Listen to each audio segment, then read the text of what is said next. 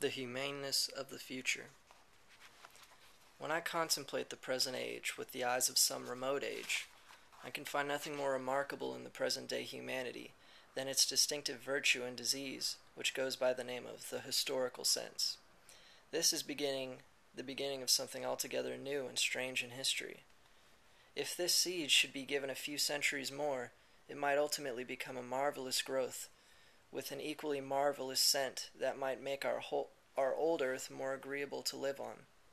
We of the present day are only just beginning to form the chain of a very powerful future feeling. Link for link, we hardly know what we're doing.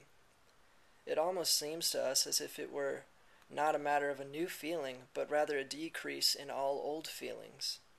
The historical sense is still so poor and cold, and many people are attacked by it as by a frost and made still poorer and colder.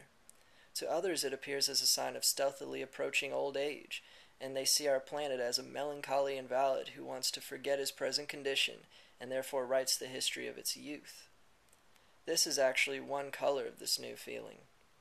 Anyone who manages to experience the history of humanity as a whole as his own history will feel in an enormously generalized way all the grief of an invalid who thinks of health, of an old man who thinks of the dreams of his youth, of a lover deprived of his beloved, of the martyr whose ideal is perishing, of the hero on the evening after a battle that he has decided nothing but brought him wounds and the loss of a friend. But if one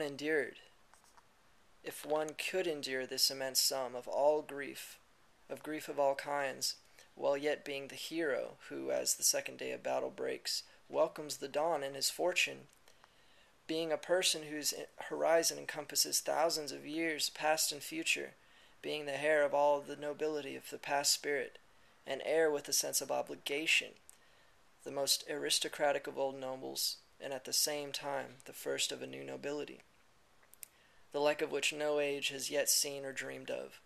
If one can burden one's soul with all of this, the oldest, the newest, losses, hopes, conquests, and the victories of humanity, if one could finally contain all this in one's soul and crowd it into a single feeling, this would surely have to result in a happiness that humanity has not known so far.